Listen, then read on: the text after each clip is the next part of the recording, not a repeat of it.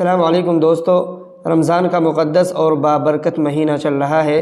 سبھی مسلمان اللہ کے فضل و کرم سے روزے رکھ رہے ہیں، تو روزے میں بہت زیادہ احتیاط کی ضرورت ہے۔ سب سے پہلے مسائل یہ آتے ہیں، بہت زیادہ لوگ معلوم بھی کرتے ہیں کہ کن چیزوں سے روزہ ٹوٹ جاتا ہے۔ تو آج کی ویڈیو میں ہم آپ کے سامنے وہی باتیں رکھیں گے کہ کن چیزوں سے روزہ ٹوٹ جاتا ہے۔ تو دوستو یاد رکھنے والی بات ہے، 14 چیزوں سے روزہ ٹوٹ جاتا ہے۔ 14 چیزیں اگر آپ نے کر لی ہیں، ان میں سے کوئی ایک چیز کر لی ہے تو ان چیزوں سے روزہ ٹوٹ جاتا ہے۔ پہلے نمبر پر آتی ہے غسل یا وضو کرتے وقت پانی حلق میں چلا جانا۔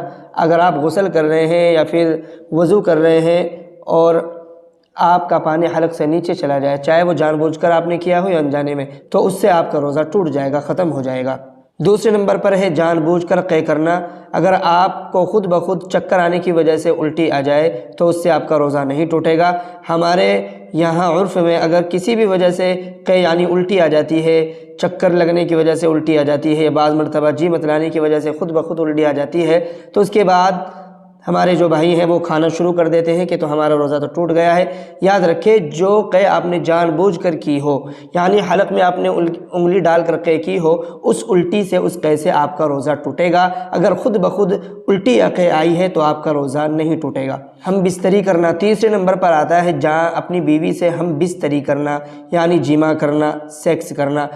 روزے کی حالت میں اگر آپ نے یہ کیا ہے تو آپ کا روزہ ختم ہو جائے گا۔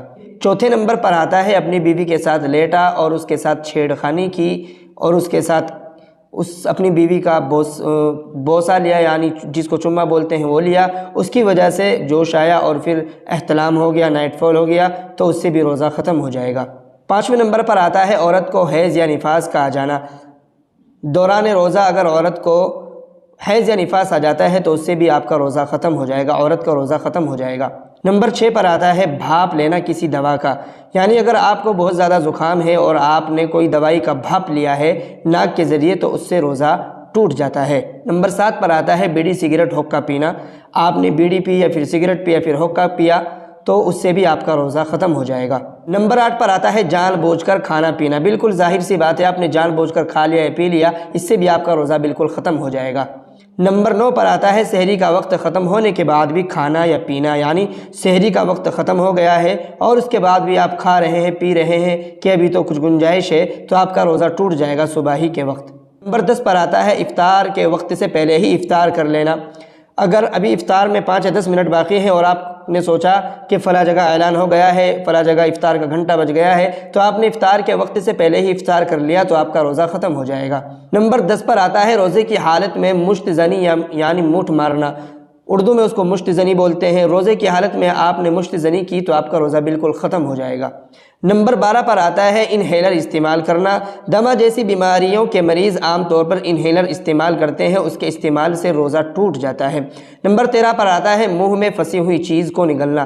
آپ کے دانت میں کوئی چیز نگلی ہوئی تھی، 8 بجے آپ نے اپنی زبان سے اپنے دانت کو کریلا، اس کے بعد آپ نے وہ چیز تھوکنے کے بجائے اندر ہی نگل لی تو اس سے بھی آپ کا روزہ ختم ہو جائے گا۔